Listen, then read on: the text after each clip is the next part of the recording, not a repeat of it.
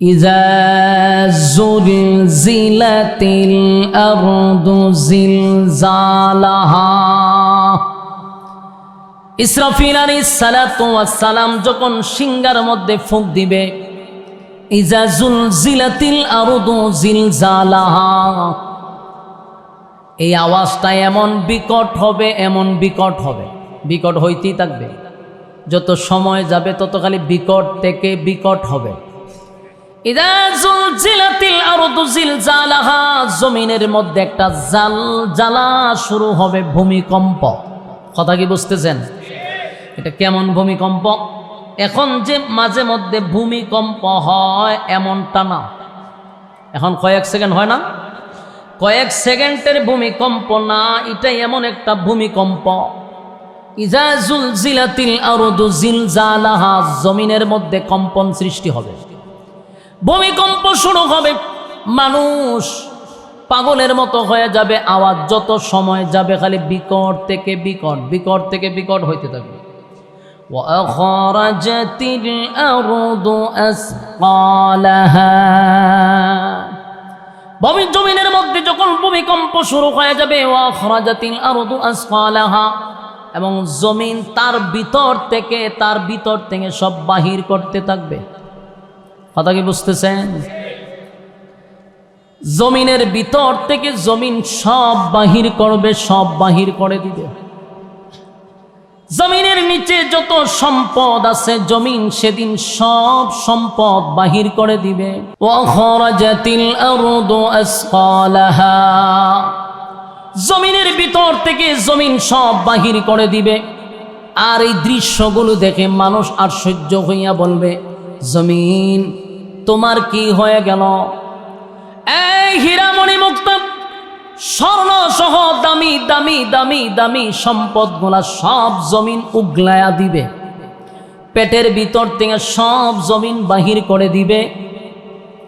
তখন এই জমিনের সম্পদ দেখে মানুষ আফসোস করে বলবে, হায় আফসোস, এই সম্পদের জন্য নিজের মার সঙ্গে যুদ্ধ করলাম, বাবার সঙ্গে, ভাইয়ের সঙ্গে, আত্মীয় স্বজনদের সঙ্গে, শুধু সম্পদের জন্য কত মানুষ খুন করলাম, চাঁদাবাজি করলাম, টেন্ডারবাজি করলাম, শুধু সম্পদের জন্য। আজকে জমিন তার পেটের ভিতর থেকে সবগুলা বাহির করে দেয়। কথা কি বুঝতেছেন? ওই দিন বর কেমনে করে, ওই দিন বর করছে, এটা ধরে দিয়ে সূরা ফাতিহা বেরে ফু দেন, আস্তাগফিরুল্লাহ বেরে ফু দেন, ধরে লেছে তো মাশাআল্লাহ, আস্তে আস্তে ধরতেছে। আর খারে খারে ধরছে, একটু ভালো করে দেখবেন। এই মনোযোগ দেন, কথাগুলি দিলের কান লাগায় শুনেন, বলুন এগুলা কি গিচ্ছা কাহিনী বলতেছি? তাহলে আমাদের এটি জানার দরকার আছে। ওয়া আখরাজাতিল আরদু আসকালাহা, সেদিন কম্পনে জমিন কম্পন হবে, আর তার ভিতর থেকে সব বাহির হয়ে যাবে। মানুষগুলা দৃশ্যগুলো দেখে আফসোস করে বলবে, এই সম্পদের জন্যই তো আমি এত যুদ্ধ করলাম, এত মারামারি করলাম, আজকে জমিন আমার সামনে সব বাহির করে দিস। ওয়াকালাল ইনসানু মা লাহা, জমিনের এমন দৃশ্য দেখার পরে মানুষ বলতে থাকবে, ও জমিন তোমার কি হয়ে গেল? জমিন তোমার কি হয়ে গেল? তুমি এমন করতেছো কেন? জমিনের মধ্যে তাকাইয়া মানুষ বলতে থাকবে, জমিন রে আজকে তোর কি হইল? তোর পেটের ভিতর থেকে সব সম্পদ বাহির করে দিলি, আর জমিন তোর মধ্যে এমন কেন হলো?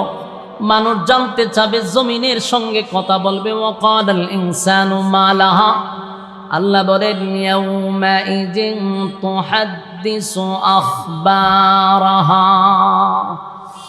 মানুষ যখন বলবে জমিন তোমার কি হয়ে গেল, সেদিন আল্লাহ রাব্বুল আলামিন জমিনের জবান খুলে দিবে। জোরে কোন সুবহান। জমিন কথা বলবে রে, জমিন কথা বলবে, জমিন কথা বলবে। কি আশ্চর্য ব্যাপার! জমিন কথা বলে, এটা তো সাধারণ কথা নয়। জমিন সব বলতে থাকবে, ইয়াউমাইযিন তুহাদ্দিসু আখবারাহা, জমিন কথা বলবে, জমিনের মধ্যে দাঁড়াইয়া আপনি কি করলেন, কোন জায়গায় দাঁড়াইয়া কি করছেন, কখন করছেন, রাতের অন্ধকারে কি করলেন, দিনের আলোতে আপনি কি করলেন, জমিন সবগুলা সেদিন আপনার প্রকাশ করে দিবে। বলুন পরিস্থিতিটা কেমন হবে? ভয়াবহ। জমিন সব বর্ণনা করতে থাকবে গো। জমিন কথা বলবে, জমিন কথা বলবে। সেদিন আপনার জবান বন্ধ করে দিবে আল্লাহ। জবান কথা বলবে, আপনার জবান আল্লাহ বন্ধ করে দিবে। আপনার বিরুদ্ধে আপনার শরীর অঙ্গ পতঙ্গ সেদিন আল্লাহর কাছে সাক্ষী দিতে থাকবে। বাঁচার সুযোগ আছে? এই কথা হয় না? কোন জায়গায় দাঁড়াইয়া কোন আকাম করছেন, কোন জায়গায় দাঁড়াইয়া মানুষের উপরে জুলুম করছেন, কোন জায়গায় দাঁড়াইয়া মানুষের হক নষ্ট করছেন, কোথায় দাঁড়াইয়া জেনা করছেন, কোথায় দাঁড়াইয়া মানুষের উপর আপনি চড়াও হয়েছেন, সবগুলা জমিন একে একে বর্ণনা করতে থাকবে। আর মানুষগুলি আশ্চর্য হয়ে যাবে, জমিন আমাদের বিরুদ্ধে কেন রে এমন ভাবে নালিশ করতেছে। আল্লাহ তখন বলেন বিআন্না রাব্বাকা আওহা লাহা। এই জমিন এমনি এমনি কথা বলে না, জমিন এমনি এমনি কথা বলে না গো। বিআন্না রাব্বাকা আওহা লাহা, জমিনকে তোমার মালিক অর্ডার দিছে তাই জমিন কথা বলে। জোরে কোন ঠিক? জমিনকে মালিক কথা বলার জন্য অনুমতি দিছে তাই জমিন বর্ণনা করতে থাকবে। বিআন্না রাব্বাকা আওহা লাহা। মানুষ আশ্চর্য হয়ে যাবে। আর অন্যদিকে বিকট থেকে বিকট, বিকট থেকে বিকট, বিকট থেকে বিকট এমন একটা অবস্থা হবে, ইসরাফিলের সিংগার আওয়াজে সমস্ত প্রাণীকুল আর বেঁচে থাকবে না, সব শেষ। প্রাণীকুল মারা যাবে, প্রাণীকুল বেঁচে থাকবে না, কিন্তু আওয়াজ তো বন্ধ হয় না। আওয়াজ বন্ধ হবে না, যত সময় যায় তত বাড়তেই থাকবে, বাড়তেই থাকবে, বাড়তেই থাকবে। এই সিংগার ফুঁকে সূর্যটা ভেঙ্গে টুকরা টুকরা হয়ে যাবে। আমার যুবক ভাইরা, টাঙ্গাইলের ভাইরা, কথাগুলি একটু দিলের কান লাগায় শুনেন। এই পৃথিবীর থেকে 13 লক্ষ গুণ বড় হইল সূর্য। কত লক্ষ? 13 লক্ষ গুণ বড়টা হইল সূর্য। এখন চিন্তা করেন, সূর্যটা যদি এইভাবে জমিনের উপরে পড়ে, পৃথিবীর আর দেখা যাইব?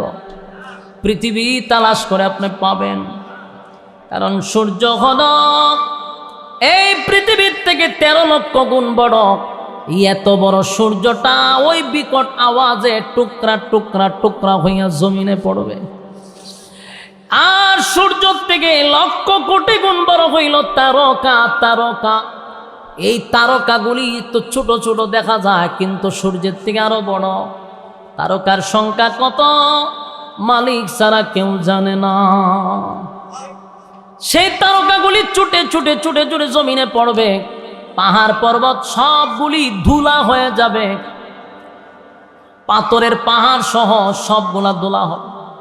আটলান্টিক মহাসাগর, ভারত সাগর, আরব সাগর, প্রশান্ত সাগর, যত সাগর আছে, নদী আছে, নালা আছে, খাল আছে, সবগুলার মধ্যে আগুন ধরে যাবে।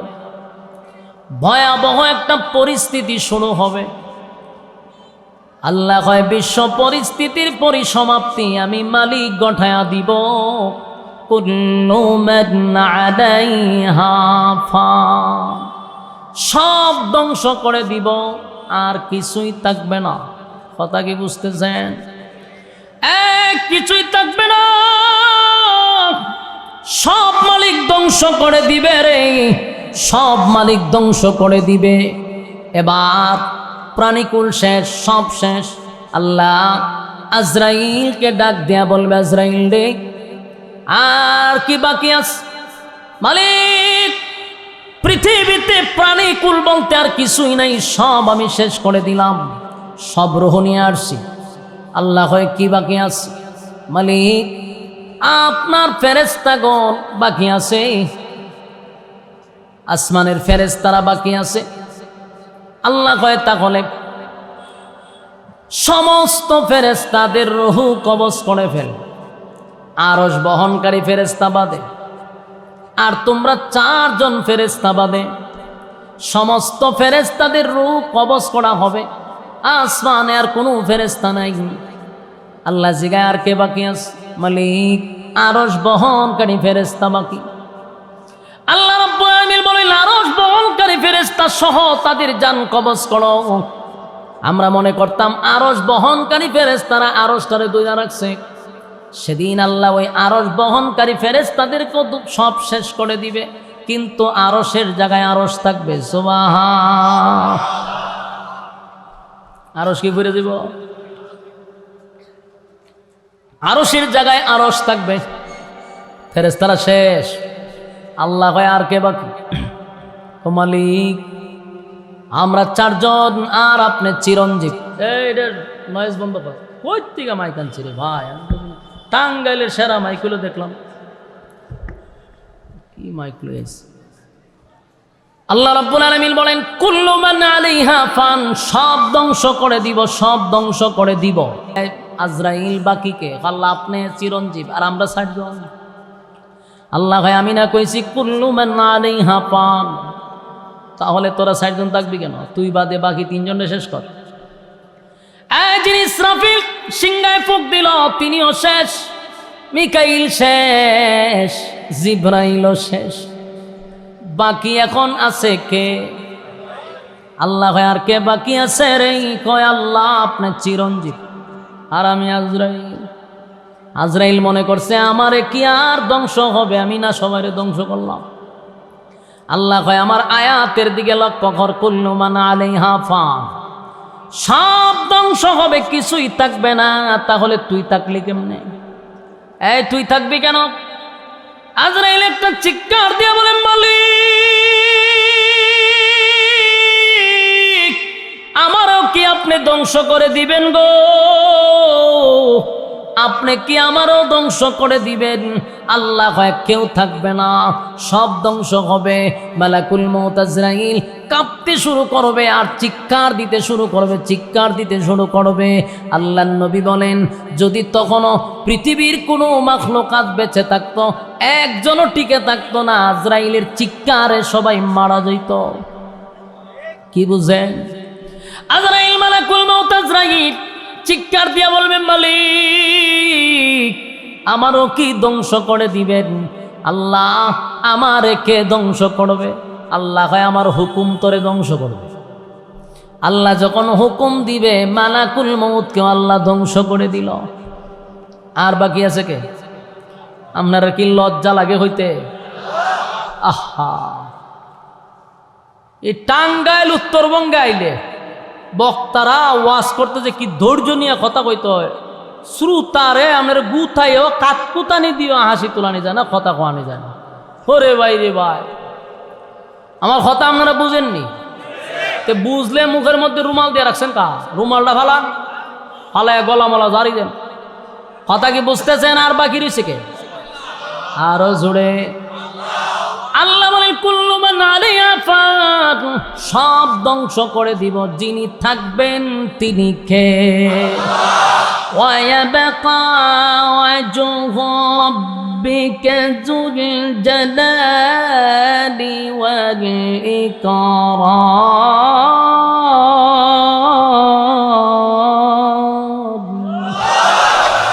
আল্লাহ বলেন, যিনি থাকবেন তিনি হলেন রব।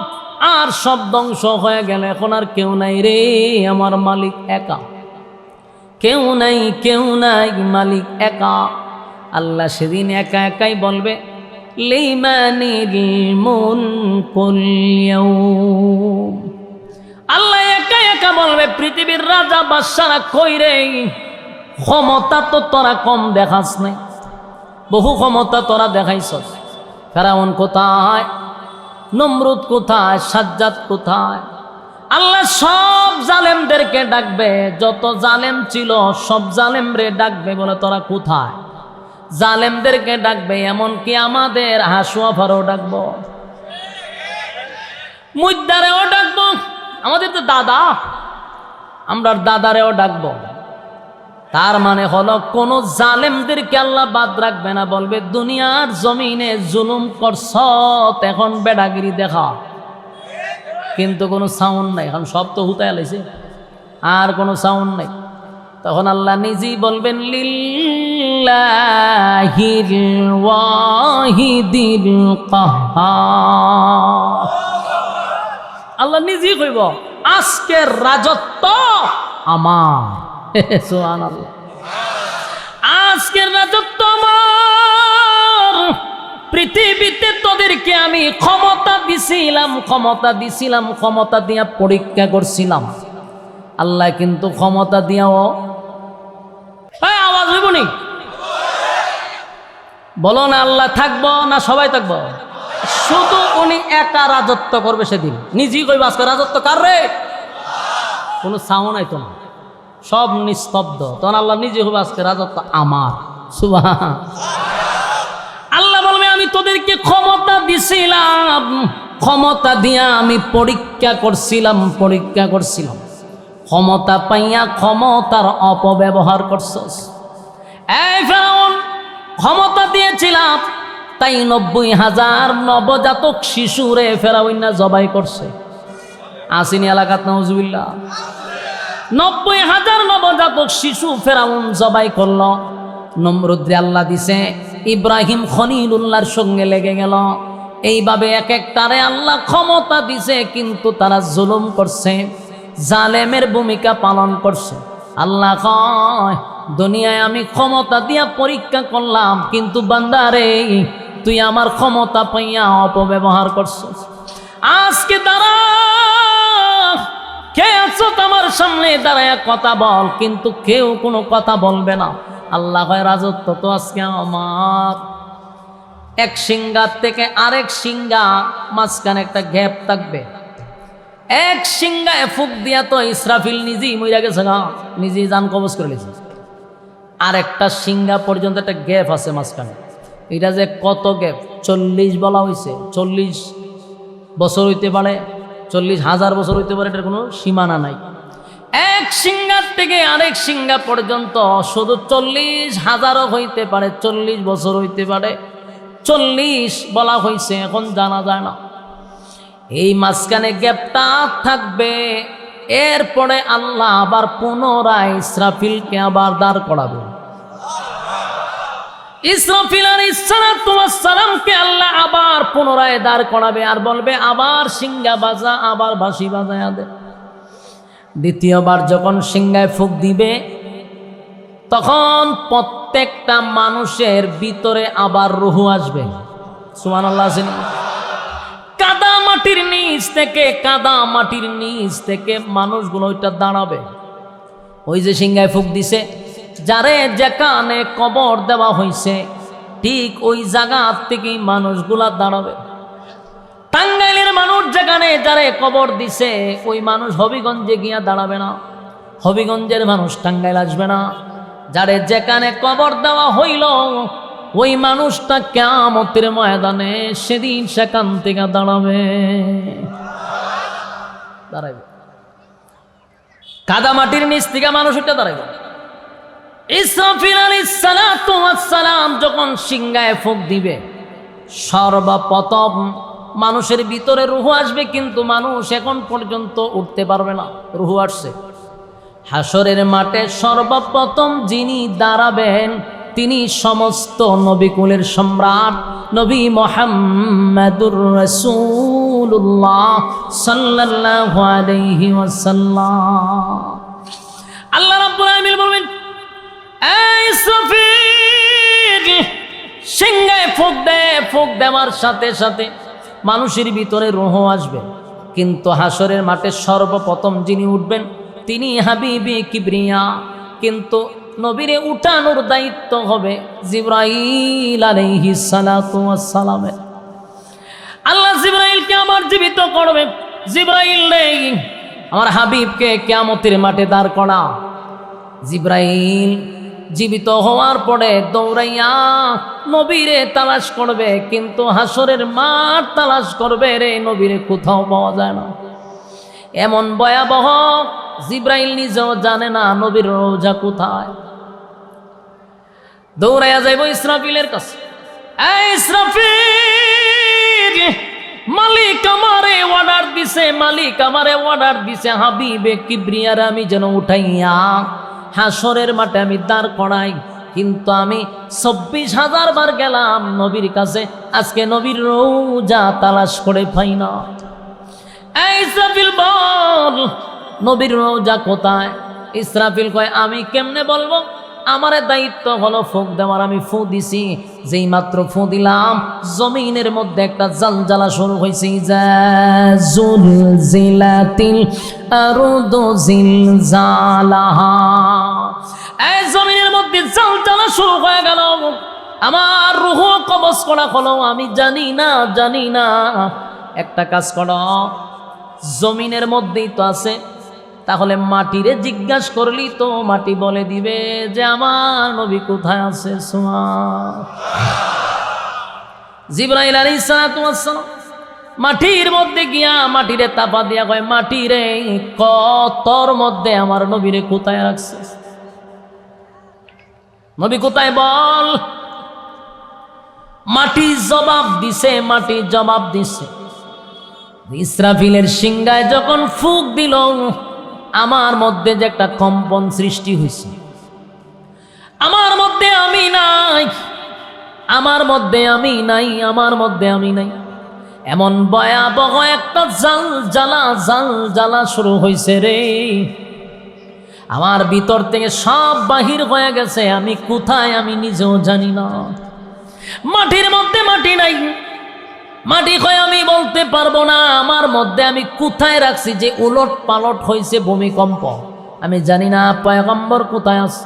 জিব্রাইল পড়ে গেছে চিন্তায়, কারণ জিব্রাইল আলাইহিস সালাতু ওয়াস সালামের দায়িত্ব হলো কিয়ামতের ময়দানে সর্বপ্রথম যিনি উঠবেন তিনি হাবিবে কিবরিয়া সুবহানাল্লাহ। এবার পাগল হইয়া জিব্রাইল আলাইহিস সালাতু ওয়াস সালাম পয়গম্বরের রওজা তালাশ করে কোথাও পাওয়া যায় না। হঠাৎ করে তাকায়া দেখেন গোটা পৃথিবীর মধ্যে একটা জায়গায় শুধু একটা নূরের বাতি জ্বলে। জোরে কোন সুবহানাল্লাহ। ওই জায়গাটা আলোকিত। জিব্রাইল বুঝতে পারছে গোটা হাসরের মাটি এই জায়গাটা আলোকিত। দৌড়ায়া সেখানে গেল, গিয়া দেখে এখানেই হাবিবে কিবরিয়া শুয়ে আছে। জোরে কোন সুবহানাল্লাহ। আমার যুবক ভাইরা, কিয়ামতের কঠিন ময়দানে নারী পুরুষ উভয় কিন্তু উলঙ্গ অবস্থায় দাঁড়াবে, এটা জানেননি? কথা হয় না, সবাই উলঙ্গ অবস্থায় দাঁড়াবে। হাসরের মাঠে কেউ কাপড় পরিধান করে দাঁড়াবে না। কাদা মাটির নিচ থেকে উলঙ্গ অবস্থায় কলিজা পাটা পিপাসা লইয়া মানুষ দাঁড়াবে। শুধুমাত্র কেবলমাত্র একজনকে কাপড় পরিধান করানো হবে, তিনি হলেন সমস্ত নবীদের সর্দার, ইমামুল মুরসালিন, খাতামান নবিয়্যিন, নবী মুহাম্মদুর রাসূলুল্লাহ সাল্লাল্লাহু আলাইহি ওয়াসাল্লাম। আমার নবীকে জান্নাতি পোশাক পরিধান করানো হবে গো, জান্নাতি পোশাক পরিধান করাইয়া হাবিবে কিবরিয়াকে দাঁড় করাবে। আল্লাহর নবীকে জিব্রাইল হাতে ধরে বলবে, হাবিব এই জান্নাতি পোশাকটা পরেন। নবীজি পোশাক পরিধান করে নবীজিকে দাঁড় করাবে। সর্বপ্রথম আল্লাহর নবী সর্বপ্রথম ওঠার পরেই খালি জিব্রাইলকে বলবে, জিব্রাইল রে হাসরের মাঠ কায়েম হয়ে গেছে, হাউজুর কায়েম হয়ে গেছে, আমার উম্মতের কি খবর, উম্মতের কি খবর? একটা জবান বন্ধ রাখবেন না। জোরে কোন আল্লাহু আকবার, আরো জোরে কোন আল্লাহু আকবার। এই ইমানের আওয়াজ দিয়ে বলেন আল্লাহু আকবার। আমার নবীর কত মায়া। হাসরের মাঠে সর্বপ্রথম দাঁড়াইয়া হাবিবে কিবরিয়া সর্বপ্রথম যে বক্তব্যটা দিলেন, জিব্রাইল বল আমার উম্মতের কি খবর? আল্লাহ কি বিচার শুরু করে দিছে? জিব্রাইল কয়, না গো হুজুর, আপনাকে সর্বপ্রথম দাঁড়ানো করা হয়েছে, আপনি দাঁড়াইছেন, এবার সব মানুষ দাঁড়াবে। আল্লাহর নবী চলে গেলেন। আল্লাহ তার বন্ধুরে পোশাক পরিধান করাইয়া নিয়ে গেছে। এবার আল্লাহ বলেন, যখন ইসরাফিল সিংহায় ফুঁক দিছিল তখনই তো কাদা মাটির নিচ থেকে মানুষের ভিতরে বডি গঠন হয়েছে, রুহ ঢুকছে, মানুষ আস্তে আস্তে কাদা মাটির নিচ থেকে উলঙ্গ অবস্থায় দাঁড়াবে। যারে যেখানে কবর দেওয়া হয়েছিল ঠিক এখান থেকেই দাঁড়াবে। যদি টাঙ্গাইলে দিয়া থাকে তাহলে টাঙ্গাইলেই দাঁড়াবে। মোট কথা যেখানে বসছেন এটাই হবে কিয়ামতের মাঠ, এটাই হবে হাসরের মাঠ। এই পৃথিবীটাকে আল্লাহ কিয়ামতের মাঠ বানাবে। এই মাঠে দাঁড়াইয়া মানুষগুলা কাদা মাটির নিচ থেকে দাঁড়াবে। কলিজা পাটা একটা পিপাসা থাকবে, জিহ্বাটা সেদিন বাহির হয়ে যাবে শুধু পানির পিপাসা। এত পিপাসা, এত পিপাসা, পৃথিবীর সব পানি যদি তার গলায় ঢেলে দেয় তারপর পিপাসা নিবারণ হবে না। আল্লাহ নবীকে নিয়ে যাবে হাউজে কাউসারের পাড়ে। ইয়াদ রাখবেন, হাউজে কাউসার যেই জায়গায়, এর পাশ দিয়েই হাসরের মাঠে যেতে হয়।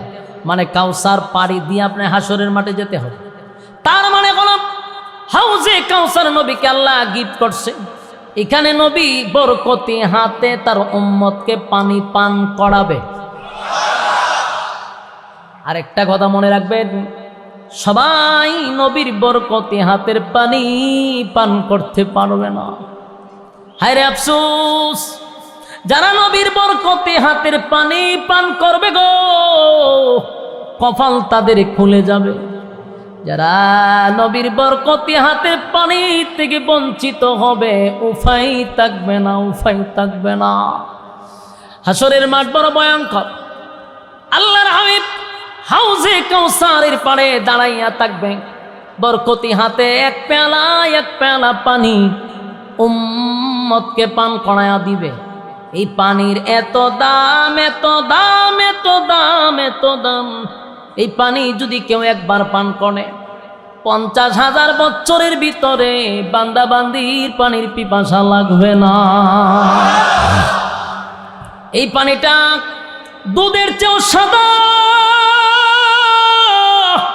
মধুর চেয়েও মিঠা গো, মেশকে আম্বরের চেয়েও বেশি গ্রান। এই পানিটা পান করলে আর কোনোদিন পিপাসা লাগবে না। আল্লাহর আরশের ছায়ার নিচে বান্দা বান্দিকে বসতে দেওয়া হবে। সুবহানাল্লাহ। কিন্তু আফসোস, এই পানি তো সবার ভাগ্যে জুটবে না। যে পানি পান করতে পারলো না তার কপাল পুড়ে গেল, কপালটাই পুড়ে গেল। নবীজি বলবেন, আমি তাকায়া দেখি হাসরের মাঠে ঢোকার আগে হাউজে কাউসার হলো একেবারে সামনে। এই হাউজে কাউসার ক্রস করে আপনাকে হাসরের মাঠে যেতে হবে। দলে দলে দলে দলে দলে দলে দলে দলে কোটি কোটি উম্মতেরা কলিজা পাটা পিপাসা লইয়া হাউজে কাউসারের দিকে আসবে। নবী বলবে, আমি আমার উম্মত দেখা খুশিতে, আমি আনন্দে। এত উম্মত কোটি কোটি দলে দলে পানি পান করার জন্য আসতেছে। এত উম্মত পানি পান করার জন্য আসবে। কিন্তু আশ্চর্যের ব্যাপার হলো, কিছু সংখ্যক মানুষকে নবী দেখলো, আবার কিছু সংখ্যক মানুষ নবীর কাছে আসার সাথে সাথে নবী আর দেখে না। তারাও আমার নবীরে দেখে না, নাউজুবিল্লাহ। কিছু মানুষ যখন নবীর কাছে আসে, নবী তাকায়া দেখে, তাদেরকে দেখা যায় না, তারাও নবীরে দেখে না। আল্লাহ নবী আর সহ্য হইয়া বলল, দলে দলে দলে দলে আমার উম্মতরা পানি পান করতে আসলো রে, কিন্তু কাছে আসার সাথে সাথে আমি কেন দেখি না, তারা কেন আমারে দেখে না? আল্লাহ নবী একটা চিৎকার দিয়ে বলবে, মালিক, হাউজে কাউসার তো আমি আপনার কাছ থেকে চায়া আনি নাই, আপনি আমারে হাউজে কাউসার গিফট করছেন। কথা হয় না? ইন্না আ'তাইনাকাল কাউসার, নিশ্চয় আপনাকে কাউসার দান করলাম। আমার যুবক ভাইরা, হাবিবে কিবরিয়া সেদিন বলবে, মালিক, আমি কিন্তু আপনার কাছ থেকে জোর করে কাউসার আনি নাই, আমি আপনার কাছে চাই নাই, আপনি আমারে গিফট করছেন, আপনি আমারে দান করছেন আমার উম্মতকে পানি পান করানোর জন্য। কিন্তু মালিক, আমার উম্মতেরা পানি পান করার জন্য আমার কাছে আসে, কাছাকাছি আসার পরে আমি কেন দেখি না, তারা কেন আমারে দেখে না? আল্লাহর জন্য নবী যখন কান্না শুরু করছে, আমার মালিক তখন আওয়াজ দেওয়া শুরু করলো, বন্ধু কেন্দিল না, টেনশন করবেন না। আপনি টাকা দেখছেন দলে দলে দলে দলে দলে দলে আপনার উম্মতেরা পানি পান করার জন্য আপনার কাছে আসে গো নবী। কাছাকাছি আসলে পরে আপনিও দেখেন না, তারাও দেখে না। তার কারণ হলো আপনি আর আপনার উম্মতের মাঝখানে আমি আল্লাহ একটা পর্দা ফালায়া দিছি। আল্লাহর নবী বলেন, মালিক কেন পর্দা ফালাইলেন? আমার গুনাহগার উম্মত তো পানি পান করতে আসলো, কেন পর্দা ফালাইলেন? আল্লাহ কয়, বন্ধু আমি যা জানি তুমি তা জানো না। এবং যে উম্মতেরা আপনার কাছে পানি পান করার জন্য আসছে, আমি পর্দা ফালাইয়া দিছি। দলে দলে দলে দলে উম্মতেরা আসছে।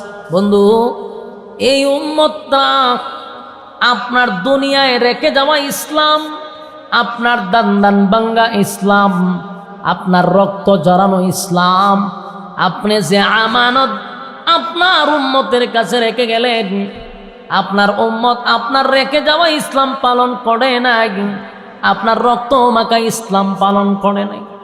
এই উম্মতগুলি মন গড়া ইসলাম পালন করছে, মন গড়া ইসলাম পালন করছে, যেমনে মনে চায় এমনে চলছে। বেশিরভাগ বাপ দাদাদের কথায় চলছে, ফির ফকিরদের ইসলামে চলছে, কোরআন সুন্নায় চলে নাই। অনেক মানুষ দেখবেন যদি জিজ্ঞাসা করি এটা তো কোরআনে নাই হাদিসে নাই, পাইলেন কই? কয় আমরা বাপ দাদায় করে গেছে। কথা কোন ঠিক নেই? বাপ দাদা বলতে ফিরদেরকে বুঝায়, আমরা ফির ফকিররা কইরা গেছে। আমি জানতে চাই ইসলাম কি ফির ফকির দিয়া চলে না কোরআন সুন্নাহ? কোরআন সুন্নাহ দিয়ে ইসলাম চলে, কোনো ফির ফকিরের কথা ইসলাম চলে না, আর বাপ দাদার কথা ইসলাম চলে না। ইসলাম চলে কোরআন এবং সুন্নাহর ভিত্তিতে। এই পৃথিবীতে যারা কোরআন সুন্নাহ পালন করে নাই, নবীর এতাত করে নাই, নবীর অনুসরণ অনুকরণ করে নাই, আল্লাহ কয় বন্ধু আমি শুধু তাদের মাঝখানে পর্দা দিয়ে দিছি। নবীজি চিৎকার দিয়া বলবে, উম্মতেরা রে, আমি না তায়েফের ময়দানে রক্ত জড়াইলাম, আমার শরীরে কোনোদিন একটা মশা মাছি বসে নাই। রক্ত জড়াইছি, রক্ত জড়াইয়া ইসলামটারে কমপ্লিট করলাম, দান দান বাংলাম। আমি নবী নিজে রক্ত দিয়া ইসলাম কমপ্লিট করে তোদের কাছে আমানত রেখে আসলাম। কেন তোরা আমার রেখে যাওয়া ইসলাম পালন করলি না? কেন তোরা মন গড়া ইসলাম পালন করলি? আল্লাহ নবী সেদিন রাগান্বিত হইয়া বলবে, সুহকান সুহকান লিমান গায়রা বাদি, দূর হয়ে যা, দূর হয়ে যা, এমন উম্মতের আমার কোনো দরকার নাই। আমার টাঙ্গাইলের বায়ান, কসম খোদার, কিয়ামতের কঠিন ময়দানে আমাদের পক্ষে মামলা লড়ার মতো কেউ নাই, উকিল নাই, ব্যারিস্টার নাই, কথা বলার মতো ছোট ভাই নাই, বড় ভাই নাই, ফাতি নেতা নাই, বড় নেতা নাই, আপনার জামিন নেওয়ার মতো কেউ নাই রে। যিনি জামিন নেওয়ার মতো ক্ষমতা রাখে তিনি হলেন হাবিবে কিবরিয়া নবী মুহাম্মদুর রাসূলুল্লাহ সাল্লাল্লাহু আলাইহি ওয়াসাল্লাম। আমার নবী একমাত্র সুপারিশ করার মতো অধিকার রাখে। আমার নবী যদি সেদিন বলে দূর হয়ে যা, দূর হয়ে যা, আপনার মামলা লড়ব কে? কে আপনারা জামিন করবে? কেউ নেই। দুনিয়াতে না হয় বড় ভাই ছোট ভাই আছে, কিন্তু পরকালে কি রকম আছে এ কথা বল না দিদি। পরকালে আপনার নেতা নাই, খেতা নাই, কেউ আপনার জন্য জামিন নিবে না। আল্লাহ নিজে বলে, কোরআনে নিজেই বলে, ইয়াউমা ইয়াফিরুল মারউ মিন আখিহি ওয়া উম্মিহি ওয়া আবি ওয়া সাহিবাতিহি ওয়া বানি। কিয়ামতের কঠিন ময়দানে মা তার সন্তানের পরিচয় দিবে না, সন্তান মার পরিচয় দিবে না, বাবা তার সন্তানদের চিনবে না, মা চিনবে না। বলুন তো দেখি, মা থেকে কি মাসির আদর বেশি? কথা হয় না? যেখানে মা বলবে আমি তোমারে চিনি না, একটা নেকির জন্য মা সন্তানের পরিচয় দেয় না রে, সেখানে কোন ফির ফকির মুরিদরে বাঁচাইব? হ্যাঁ, কথা হয় না? সেখানে কোন ফির ফকির মুরিদের কাছে দাঁড়ে যাবে না, কারণ নিজেও সে চিন্তায় আমি যেই পরিমাণ গরু আর ছাগল খাইছি, কত ফিরের কাছ থেকে এক মোরগ খাইলাম রে, ছাগল খাইলাম, ডিম খাইলাম, নগদ অর্থ নিলাম। আজকে হাসরের মাঠে আমার ফিরের চামড়া তোলা হবে, কিসের মুরিদান রে বাঁচাইতো? ঠিক নেই। আর একটা কথা শুনেন, আদম আলাইহিস সালাতু ওয়াস সালাম থেকে লইয়া ঈসা রূহুল্লাহ পর্যন্ত আহলে সুন্নাত ওয়াল জামাতের আকীদা যাদের, আমরা বিশ্বাস করি সমস্ত নবীরা হলো মাসুম। কেউ যদি হয় নবীদের কিছু গুনাহ আছে, বুঝবেন টাটকা শয়তান। এটা কোনো মুসলমানের কাতারেও পড়ে না, এটা নামদারি মুসলমান, এদের মুখের মধ্যে তুতু দিবেন। কথা কয় না, কোন নবীদের গুনাহ নাই, এটা আহলে সুন্নাত ওয়াল জামাতের আকীদা। যেই বদমাশগুলি বলবে নবীদের কিছু গুনাহ ছিল, জুতা দিয়া ফিরানি শুরু করবেন। আমার বাবারে গালি দে বরদাস্ত করব, আমি মৌলবীরে গালি দে সহ্য করব, নবীর ব্যাপারে কুটুক্তি করবি আমি বরদাস্ত করব না, বরদাস্ত করব না। ঠিক না? আমার যুবক ভাইরা, সমস্ত নবীরা মাসুম, কোন নবীদের গুনাহ নাই, কোন নবীদের গুনাহ নাই। মাসুম নবীরা সেদিন আল্লাহর তর্জন আর গর্জন দেখা সমস্ত নবীরা পর্যন্ত তর তর করে কাঁপতে থাকবে। বুঝতেছেন আমার কথা? আমার মালিক দুনিয়াতে আমাদের জন্য রহমান। দুনিয়ার মানুষ তো শুধু আল্লাহর রহমান নামের গুণটা শুনছে। আল্লাহ কয়, বান্দা রে, আমার নাম রহমান শুধু শুনছ, আমার নাম রহমান শুনলি, মায়া দয়া দেখলি, মায়া দয়া দেখলি, আমি আল্লাহ যত বড়, আমার মায়া দয়া তত বড়, আমি আল্লাহ যত বড়, আমার আযাব আর গজব তত বড়। আমার কাহার রূপ দেখোস না, সেদিন আল্লাহ কাহার রূপ ধারণ করবে, কোন নাফরমানের জন্য আল্লাহর মায়া দয়া থাকবে না। সেদিন মালিকের তর্জন আর গর্জন দেখে সমস্ত নবীরা কাঁপতে থাকবে আর বলবে, ইয়া রাব্বি নফসি নফসি নফসি। সমস্ত নবীরা আদম নবীর থেকে লইয়া ঈসা রূহুল্লাহ পর্যন্ত সমস্ত নবীরা বলবে, ইয়া রাব্বি নফসি নফসি নফসি। আল্লাহ আমার কি উপায় হবে, আমার কি উপায় হবে? সমস্ত নবীরা তরতর করে কাঁপতে থাকবে। সেদিন জাহান্নামেরও তর্জন গর্জন বেড়ে যাবে। জাহান্নাম বারবার চিৎকার দিয়া বলবে, মালিক সহ্য হয় না গো, ধৈর্য ধরতে পারি না, জাহান্নামীদেরকে আমার কাছে পাঠায়া দেন, নাফরমানদেরকে আমার পেটের ভিতরে ঢুকায়া দেন। জাহান্নামের তর্জন গর্জন, আল্লাহর কাহার রূপ ধারণ, এই অবস্থা দেখা সমস্ত নবীরাই সেদিন বলবে, ইয়া রাব্বি নফসি নফসি। আল্লাহ আমার কি উপায় হবে, আমার কি উপায় হবে? ভয়াবহ একটা পরিস্থিতি শুরু হবে রে। কেউ কারো হবে না, কেউ কারো হবে না, কেউ কারো হবে না, কেউ কারো হবে না। সেদিন যার যার ইয়া নাফসি বলতে থাকবে, কেউ কথা বলার সাহসও পায় না। আদম নবীর থেকে নিয়ে সব নবীরাও বলবে, আল্লাহ আমার কি উপায় হবে, আমার কি উপায় হবে? জাহান্নামকে ওই দিকে শিকল দিয়া বেঁধেও রাখা যায় না, হাজার হাজার ফেরেশতারা শিকল দিয়ে জাহান্নামকে ধরে রাখবে, কিন্তু জাহান্নামকে আটকায় রাখতে পারে না। জাহান্নাম উৎ পেতে বসা, ইন্না জাহান্নামা কানাত মিরসাদা, জাহান্নাম উৎ পেতে বসা, লিত্তাগীনা মাআবা, সীমা লঙ্ঘনকারীদেরকে ধরার জন্য। আমার যুবক ভাই, যারা সীমা লঙ্ঘন করছে তাদেরকে ধরার জন্য ইন্না জাহান্নামা কানাত মিরসাদা, উৎ পেতে বসা।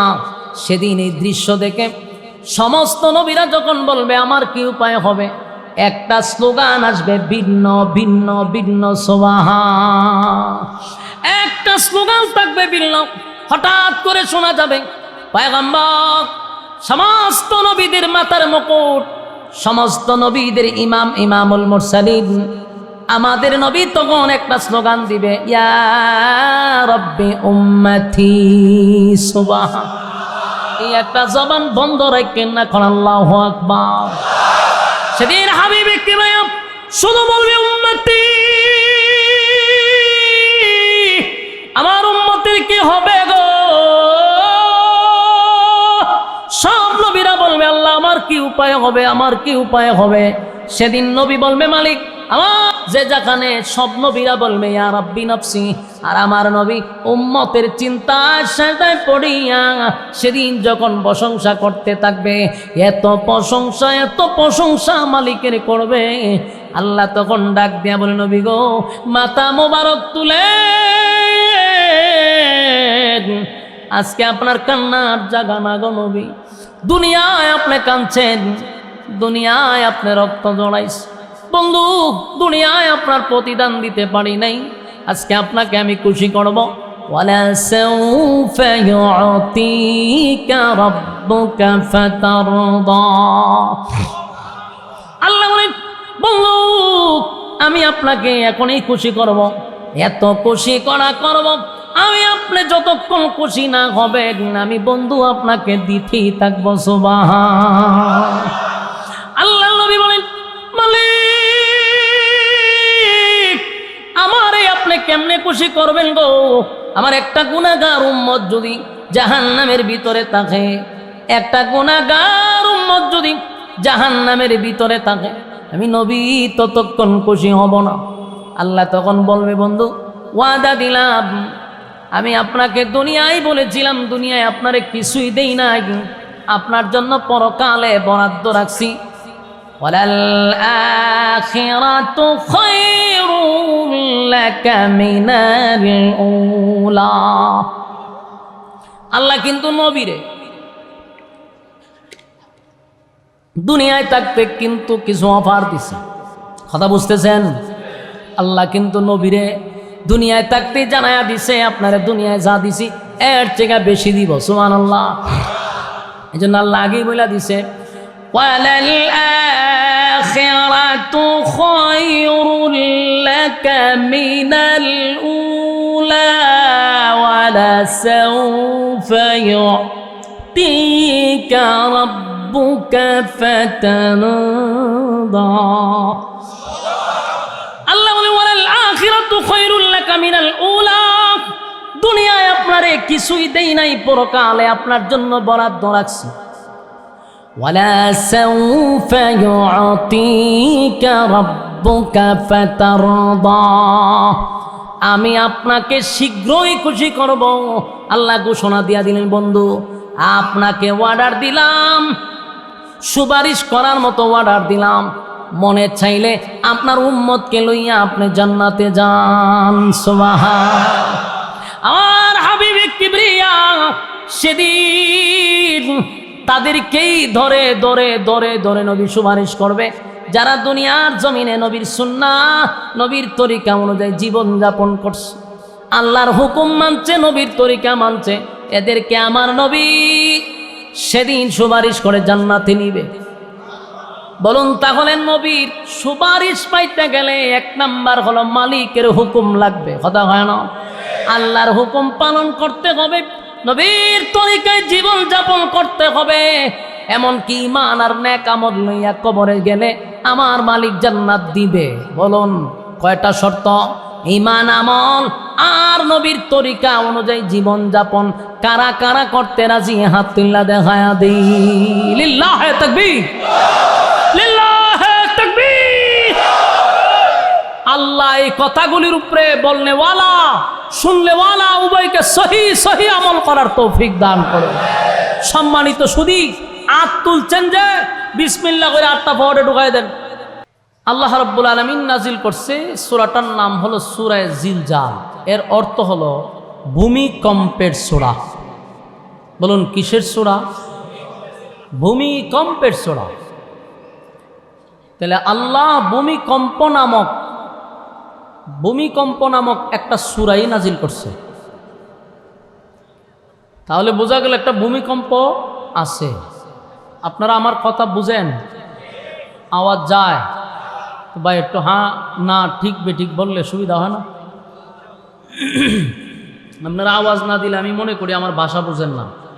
আমি বললাম অরিজিনালি হবিগঞ্জা, ভাষা কিন্তু ইন্টারন্যাশনাল। যদি অরিজিনাল ভাষায় কথা বলি দিলে খবর জিয়ারত হইব, এমন ভাষা এটা। তো চেষ্টা করব না আসার জন্য, কিন্তু আঞ্চলিক তো বাইপাসে মাঝে মধ্যে চলে আসে, কিছু করার নাই। এই জন্য একটু হ্যাঁ না ঠিক বেঠিক বলবেন যেন আমার কথা বলতে সুবিধা হয়। সূরাটার নাম হলো ভূমিকম্পের সূরা। এটা এখানে কি এখন মাইক দিয়েছেন একটা? হ্যাঁ, এখন নিরমিত হচ্ছে কেন? ভূমিকম্পের সূরা, তার মানে আল্লাহ রাব্বুল আলামিন একটা ভূমিকম্প দিবে। ছোটোখাটো কোনো ভূমিকম্প না, যেটাকে আমাদের ভাষায় বলি কিয়ামত। বলুন কি বলি? কিয়ামত দুই প্রকার। বলুন কিয়ামত কয় প্রকার? একটা কিয়ামতে কুবরা, একটা কিয়ামতে সুগরা। একটা বড় কিয়ামত, একটা ছোট কিয়ামত। ছোট কিয়ামতটা হলো ব্যক্তিগত কিয়ামত, যার যার কিয়ামত। বড় কিয়ামতটা এটা হলো সমষ্টিগত কিয়ামত। আল্লাহ রাসূল বলেন মাম্মাতা ফাকাত কামাত কিয়ামাতুহু, যে যখন মারা যায় তার কিয়ামত তখন থেকে শুরু হয়। আমি আপনাদের সামনে বসা স্টেজে যদি আমি মারা যাই, আমার কিয়ামত এখান থেকে শুরু।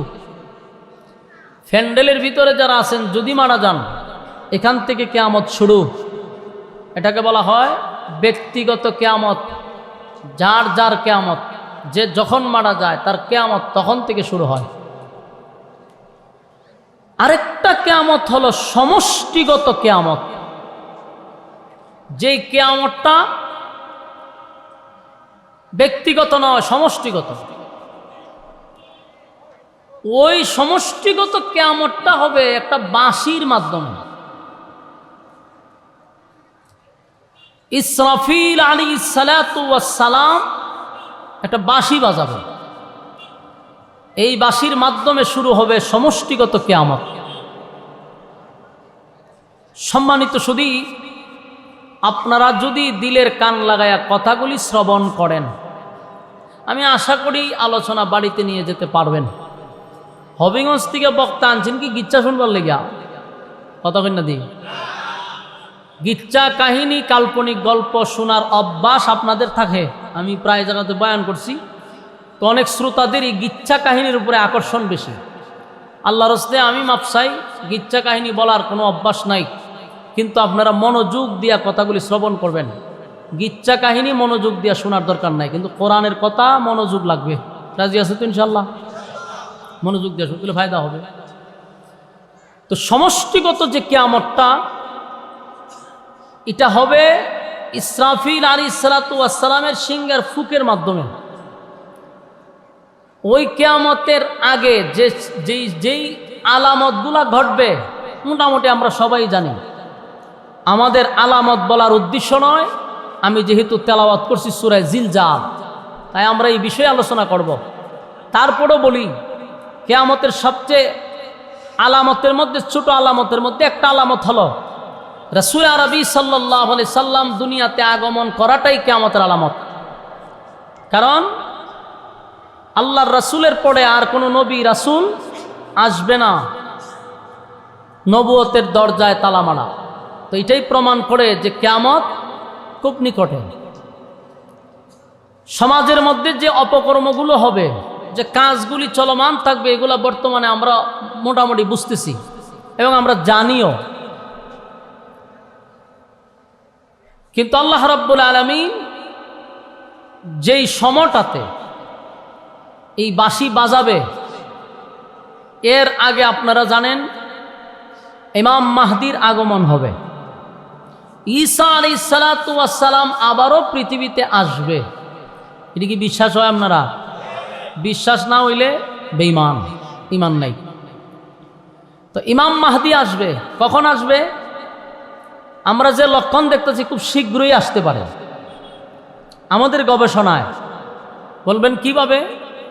কারণ ফিলিস্তিনের যে মসজিদ আকসা, এটা আরেকবার মুসলমানের হাতে আসবে, খুব শীঘ্রই আসবে, মুসলমানের হাতে আবার আসবে। এটা ওই মসজিদকে নিয়ে আবার দ্বন্দ্ব হবে। ইটালির সমস্ত বেঈমানরা এবং ফিলিস্তিনের মুসলমানরা একত্রিত হয়ে ইহুদিদের বিরুদ্ধে যুদ্ধ করে ফিলিস্তিনকে আবার বিজয় করবে। তো এই বিজয় হওয়ার পরে ইটালির একজন বলবে যে আমরা যে বিজয় হইছে, মুসলমানরা যে তাদের মসজিদ ফিরে পাইছে, এটার একমাত্র কারণ হলো আমাদের বাইবেলের মাধ্যমে এই বিজয় লাভ আমরা করছি। আপনার এলাকাতে আমরা নাউজুবিল্লাহ টাউজুবিল্লাহ আসেনি, কর্ণে আমরা এটি। আমি এক গুরুস্থানের সামনে বলছি, আল্লাহ, সব জায়গায় সবাই বয়ান করতেও পারে না, বয়ান উড়েও না আপনারা সামনে। আমি আসলে এই সাইডের বক্তাও না, কারণ আপনারা মুখ জবান বন্ধ করে বসে থাকেন, এটা আপনাদের এলাকার একটা সিস্টেম। বক্তায় শুধু ওয়াজ করবে, শ্রোতারা মুখের মধ্যে রুমাল দিয়া ফেসাইয়া মুখ বন্ধ করে তো রাখবো। এইভাবে তো কথা বলা যায় না। ক্লাসের মধ্যে যদি উস্তাদি খালি পড়ায়, ছাত্র যদি চুপ করে বসে থাকে, কি মন চায়? হ্যাঁ, কি মন চাই? এটা কারণ কখন যাইব বুঝ জ্বালাইতেইব আপনারা। তা আমার এরকমই মন চাইতেছে। আপনারা একটু হ্যাঁ না বললে আমার কথা বলার উৎসাহ তৈরি হবে। এইভাবে যদি মুর্দার মতো বইয়া হেনতে না জানাজা ভরাই দি মোহন, লক্ষণ তো খারাপ। মনোযোগ দিয়ে শুনলেন, বাইবেলের মাধ্যমে তারা বিজয় লাভ করছে, এটা বলবে তারা গর্ব করে। তো যেহেতু এখন সোশ্যাল মিডিয়ার যুগ, টেলিভিশনের যুগ, নিউজের যুগ, ওইটা ওইভাবেই হয়তো উপস্থাপন করবে। বিশ্ব মিডিয়ার মাধ্যমে আমরা দেখব যে ইটালির থেকে বারবার নিউজ দিচ্ছে যে আমরা এই মসজিদ বিজয় করছি আমাদের বাইবেলের মাধ্যমে।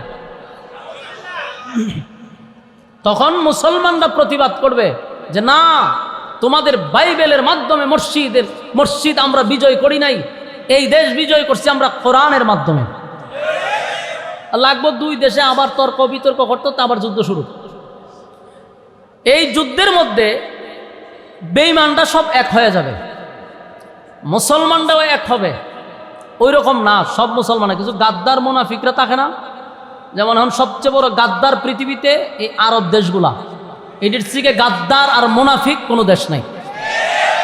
সবচেয়ে বড় মুনাফিকের ভূমিকা এরা পালন করতেছে। সুদানে যত মুসলমান মারতেছে, এগুলো আরবের ইঙ্গিতে মারতেছে, আরবের অস্ত্র দিয়ে মারতেছে। তো এই মুনাফিকদের ব্যাপারে কোনো কথা বলার রুচিও নাই। তো সব মুসলমান না, কিছু অংশ মুসলমান এবং বেঈমানরা একটা যুদ্ধ লাগবে। এটারে বলা হয় তৃতীয় বিশ্বযুদ্ধ হইতে পারে।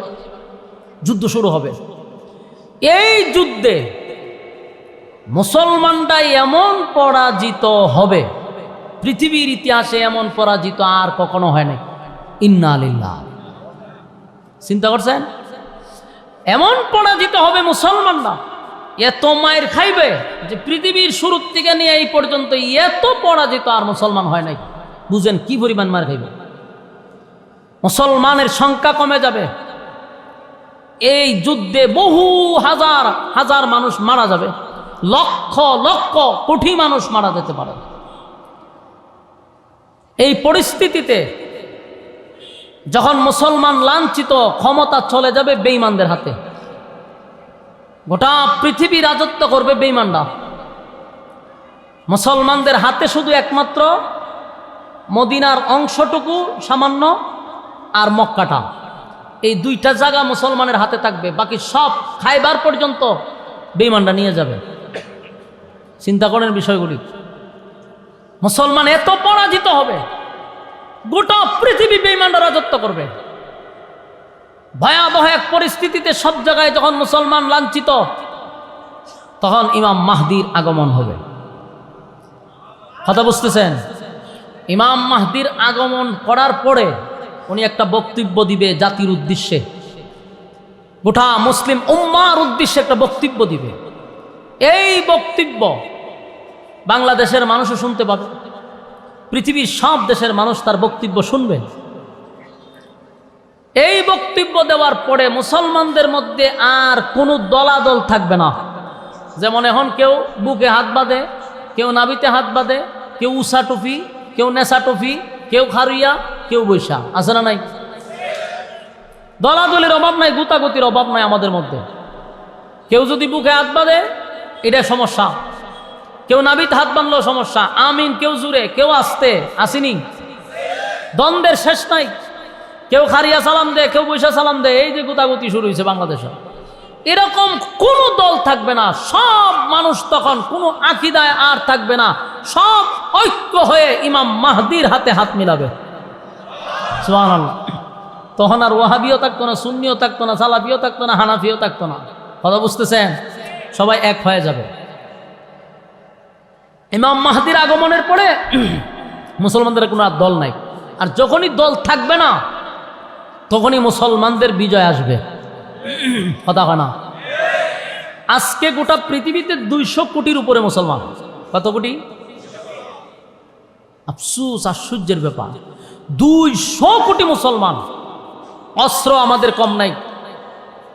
পৃথিবীর মধ্যে ও সম্পদের মধ্যে সবচেয়ে বেশি সম্পদ হলো আল্লাহ মুসলমানের কাছে দিছে। মুসলমানদের হাতে সবচেয়ে বেশি সম্পদ। এরপরে মুসলমানের গোলামি করা শেষ হইল না। গোলামির অভ্যাস আমাদের, গোলামি করেই যাচ্ছে আমরা। আরবের দেশে এবং মুসলিম দেশে আল্লাহ যেই সম্পদ দিছে, স্বর্ণের খনির থেকে নিয়া, তেলের খনির থেকে নিয়া, যদি মুসলমানরা এই খনিগুলা না দেয়, সম্পদ না দেয়, তো পশ্চিমারা না খায়া মরব। আল্লাহ এত সম্পদ দিছে মুসলমানের হাতে, কিন্তু আমরা গোলামি করে যে অভ্যাস, গোলামি করতে আছে। তখন সমস্ত মুসলিমরা এক হয়ে ইমাম মাহদিকে আমির মেনে তখন যুদ্ধ আবার শুরু হবে। গোটা পৃথিবীর সব বেঈমানদের সাথে যুদ্ধ শুরু হবে। যুদ্ধ হবে 60 দিন। বলুন, যুদ্ধ হবে কয়দিন? 4 দিন যুদ্ধ হবে গোটা পৃথিবীর বেঈমানদের সাথে। ইমাম মাহদি তার মুসলমান বাহিনীকে নিয়ে লামবে। লামার পরে প্রথম দিন যেদিন যুদ্ধে যাবে, সেদিন অনেক মুসলমান মুজাহিদ কমিটি নিয়ে যখন যুদ্ধের ময়দানে রওনা দিবে, তখন এই যুদ্ধের থেকে কিছু সংখ্যক লোক পালাইব। এরা মুনাফিক। এই যুদ্ধের থেকে অসংখ্য মুনাফিকরা পালাইয়া চলে যাবে। আল্লাহ রাসূল ভবিষ্যৎবাণী দিয়েছেন, যারা এই যুদ্ধের থেকে পালাইল তারা কোনোদিন জান্নাতের গ্রাণও পাবে না। প্রথম দিন যুদ্ধ করলে পরে মাগরিবের আগ পর্যন্ত যুদ্ধ চলবে। সেদিন কয়েকজন লোক নিয়া ইমাম মাহদি তাবুতে ফিরে আসবে। অসংখ্য মুসলমান সেদিন শাহাদাত বরণ করবে। কয়েকজন নিয়ে ওনার তাবুতে আসবে। পরের দিন আবার ওনার বাহিনী রেডি করে আবার উনি যুদ্ধের ময়দানে ঝাঁপিয়ে পড়বে। সেদিন সারাদিন যুদ্ধ হবে। বিকালবেলা কয়েকজন লোক নিয়ে আবার তাবুতে ফিরে আসবে। হাজার হাজার মুসলমান শাহাদাত বরণ করবে। তৃতীয় দিন আবার যাবে যুদ্ধ করার জন্য। সেদিনও যুদ্ধ করার জন্য যখন যাবে, তখন মাগরিব পর্যন্ত যুদ্ধ চলবে। এর ভিতরে অসংখ্য অগণিত মুসলমান শাহাদাত বরণ করবে। কয়েকজন নিয়া তারা আবার আসবে তাবুতে। চতুর্থ দিন সারা পৃথিবীর সাথে যুদ্ধ তো চলতেই আছে। আসর পর্যন্ত মাগরিবের আগ মুহূর্ত যুদ্ধ চলতেই থাকবে। অসংখ্য মুসলমান শাহাদাত বরণ করবে। কিন্তু মাগরিবের আগ মুহূর্তে গোটা পৃথিবীতে বেঈমানকে পরাজিত করে মুসলমানদের বিজয় হবে। সুবহানাল্লাহ। সারা পৃথিবীতে মুসলমানদের বিজয়ের পতাকা উঠতে থাকবে। এমন কোন একটা জায়গা নাই আসমানের নিচে যেখানে কালেমার পতাকা উড়বে না। সেই দিনের অপেক্ষা। তখন মুসলমানরা ঐক্য হবে। যতদিন না পর্যন্ত এই টুপিওয়ালা দাড়িওয়ালা এক না হবে, আল্লাহর কসম, ততদিন মাইর খাইতেই থাকবো। আমরা আর কখন বুঝবো? আর কখন? আমরা বুঝলাম না। আমরা এখন পর্যন্ত ঐক্য হইতে পারলাম না। এটাই আমাদের ব্যর্থতা। সব টুপিওয়ালা যদি এক হয়ে যায়, আল্লাহর কসম, এদেশে ইসলামকে মায়ানাস করার মতো ক্ষমতা পৃথিবীর কারো নাই। কিন্তু কপাল খারাপ, এক হইতে পারে না। ইমাম মাহদির হাতে যখন এক হয়ে যাবে, আল্লাহ বিজয় মুসলমানদেরকে দিবে। তারপরে এই যুদ্ধের পরও সুন্দর চলবে। এর ভিতরে তো দাজ্জালের আগমন হবে। ইয়াজুজ মাজুদ আইব। এটা লম্বা ঘটনা, আমি আলামত বলতে চাচ্ছি না, আমি আমার তেলাওয়াত কি তো সূরার মধ্যে যাব। এর আগে একটুখানে বলি, ইমাম মাহদী এবং ঈসা আলাইহিস সালাতু ওয়াস সালাম দুইজনের মাধ্যমে দাজ্জালকে শেষ করা হবে। পৃথিবীতে কোনো ইহুদি থাকবে না, পাথরের চিপায় লুগাইও জান বাঁচবে না, পাথর কথা বলতে থাকবে। দাজ্জালকে হত্যা করবে ঈসা আলাইহিস সালাতু ওয়াস সালাম। সব শেষ। প্রায় 40 বছর পর্যন্ত দেশ এমন সুন্দর চলবে, গোটা পৃথিবীতে ইসলামিক শাসন চলবে। কোনো মারামারি নাই, হানাহানি নাই, চুরি নাই, ডাকাতি নাই, জানা নাই, বেবিচার নাই, সুন্দর চলবে। সাহাবায়ে কেরামদের যুগে যেমন চলছে এরকমই চলবে পৃথিবী। ইমাম মাহদী চলে যাবে, ঈসা আলাইহিস সালাতু ওয়াস সালাম চলে যাবে। এর 40 বছর পর থেকে আবার শুরু হবে এক ধরনের ফিতনা। আল্লাহ রাব্বুল আলামিন একটা বাতাস ছাড়বে, এই বাতাসটা মুমিনের বগলের নিচে লাগবে, সাথে সাথে সমস্ত মুমিন মারা যাবে। মুমিন বান্দাবান্দি মারা যাবে, কোনো বেঈমান মারা যাবে না। এই এরা মুমিন মারা যাওয়ার পরে যত বেঈমান থাকবে, এরা এমন কোনো পাপ কাজ নাই যা জমিনে করবে না, এমন কোনো ঘৃণিত কাজ নাই যা তারা করবে না। জেনা বেবিচার এত ভাড়া বাড়বে, রাস্তাঘাটে প্রকাশ্যে জেনা করবে, কেউ এই কথা বলবে না যে এটা রাস্তাতে করা ঠিক না, এই কথা বলবে না। নাউজুবিল্লাহ আসেনি? মানে এমন পর্যায়ে চলে যাবে যে ওপেন নিজের ফ্যামিলির সামনে রাস্তাঘাটে কুকুর বিড়াল যেভাবে করে তারা এইভাবে জেনা বেবিচার করবে, কেউ কাউরে বাধা দিবে না, এবং এটা লজ্জা মনে করবে না, শরমও মনে করবে না। তখন আল্লাহ বলবে, যেই জমিনে আল্লাহ বলনেওয়ালা নাই সেই জমিন আমি আর রাখবো না। কথা বুঝতেছেন? তখন আল্লাহ বলবেন, ইসরাফিল বাঁশি বাজায় দেয়। ওই বিশ্ব পরিস্থিতির পরিসমাপ্তি আল্লাহ ঘটায়া দিবে। বলুন, পৃথিবী থাকবে না ধ্বংস হয়ে যাবে? আল্লাহ বলেন, কুল্লু মান আলাইহা ফান, সব ধ্বংস করে দাও। ইসরাফিল সিংহায় ফুক দিবে, কোনো রেওয়ায়াতে 3 বার, কোনো জায়গায় 2 বার ফু দিবে। আল্লাহ এই কথাটা কোরআনে বলেন, আল্লাহুম্মা সাল্লি আলা মুহাম্মাদিন ওয়া আলা আলি মুহাম্মাদ কামা সাল্লাইতা আলা ইব্রাহিম ওয়া আলা আলি ইব্রাহিম ইন্নাকা হামিদুম মাজিদ। দুরূদ শরীফ পড়েন, আল্লাহুম্মা বারিক আলা মুহাম্মাদিন ওয়া আলা আলি মুহাম্মাদ কামা বারাকতা আলা ইব্রাহিম ইন্নাকা হামিদুম মাজিদ। যে কথা হীরার চেয়ে দামি। এই একটা বই আছে, আপনারা আপনাদের এলাকারই টাঙ্গাইলের মানুষই উনি, বইটা আমি পড়ছি, ভালো, আপনারা ওনার কাছ থেকে সংগ্রহ করেন। ধরেন আপনাদের এলাকার মানুষ, উনি এই বইটা লিখছেন, অনেক উলামায়ে কেরাম ওনার ব্যাপারে বলে থাকেন। আপনারা পারলে ওনার কাছ থেকে বইটা নিয়ে যাবেন, পড়বেন, বই পড়া ভালো, অনেক কিছু জানতে পারবেন। আমাদের হুজুরে একটা আবদার করছে, শুনেন হুজুর, মাইক মন মতো না হইলে এই আবদার রক্ষা করা যায় না। কেন বুঝেন না? বুঝেন না কেন? আমি চিল্লাইছি যে আমার তো অবস্থা খারাপ। হ্যাঁ, গলায় ধরে না ভাই, গলায় ধরে না। এই দিছেননি সবাই, ব্যাগ লই আনা কা, জলদি জলদি করেন। বেচারা তো ইকু তুলতে পারে না, একটু ইকু তুলেন তো দেখি, ইকু তুলেন, ফুল ইকু মারেন তো দেখি, শুধু ইকু মারেন। আমি ইমাম সাহেবের একটা আবদার, এগুলো আমি আসলে টোটালি বাদ দিয়ে দিছি, এবং এগুলো সমালোচনা হয়। আপনারা মাহফিলে আসলে আজানের একটা আবদার করেন। এটা 2 ঘন্টা ওয়াজ করলে যে কষ্টটা হয়, একটা আজানের কলিতে টান দিলে এর চেয়ে বেশি কষ্ট হয়। এর মধ্যে যদি মন মতো সাউন্ড সিস্টেম না হয় তো জীবন শেষ। স্যার ইকু দেন, ইকু মারেন, আরও মারেন, কী তা করলেন ভাই। আমি শুধু ইমাম সাহেব মানুষ, গড়ে কয়েকবার আবদার করছে, এখানে আবদার করছে, জাস্ট 2টা কলি আপনাদেরকে শোনাচ্ছি ওনার আবদার রক্ষার্থে। 2টা কলি আপনাদেরকে আমি শোনাচ্ছি, খুব রিকোয়েস্ট করতেছেন। আজান তো ইউটিউবে আছে, ঠিক না? তুই কিন্তু শুনে নিলে ভালো না? এই টাঙ্গাইলে আজান দিছিলাম আমার জীবনের প্রথম। এই টাঙ্গাইলের আজানে সারা দেশে গেল বাইরা লইব, যেহানো আজান দে। হাইয়া আলাস সালাহ।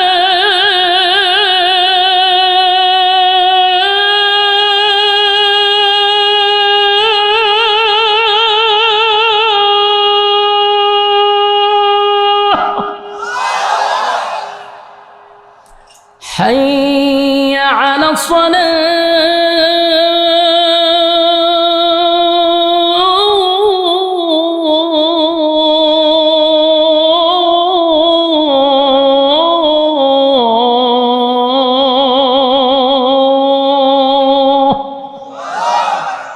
শুধু আবদার রক্ষা করছি, সবাই দোয়া শরিক হই, আমরা সবাই দোয়া শরিক হই।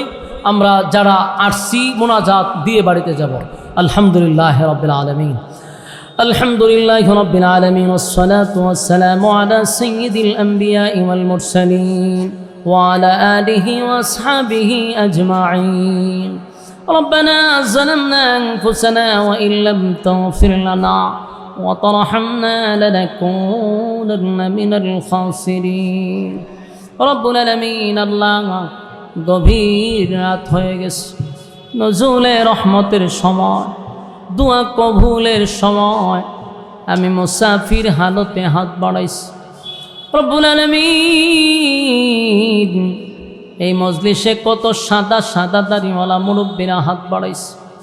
এই মজলিসে কত জোয়ান নৌজোয়ান তরুণ যুবক ভাইরা হাত বাড়াইছে। হাফিজুল কোরআনরা হাত বাড়াইছে, হাজী সাহেবরা হাত বাড়াইছে, আলেম উলামারা হাত বাড়াইছে, পর্দার আড়ালে মা বোনেরা হাত বাড়াইছে। আল্লাহ, আমাদের জীবনের সগীরা কবিরা, ইচ্ছা অনিচ্ছা, দেখাইয়া না দেখাইয়া, জীবনের ছোট বড় সব গুনার উপরে লজ্জিত, মেহেরবানি করে মাফ করে দেন। বাকি জিন্দেগি ইহদিনাস সিরাতাল মুস্তাকিম, সঠিক সরল রাস্তার উপরে আপনি চলার তৌফিক দেন। যেমনে চললে আপনি খুশি, ওইভাবে জীবনটাকে পরিচালনা করার তৌফিক দেন। আল্লাহ, বাকি জিন্দেগি আপনার গোলামি নবীর তরিকায় চলার তৌফিক দেন। চলার পথে শয়তানের ওয়াসওয়াসা থেকে হেফাজত করেন, শয়তানের চক্রান্ত থেকে হেফাজত করেন, মানুষ শয়তান জিন শয়তান থেকে হেফাজত করেন।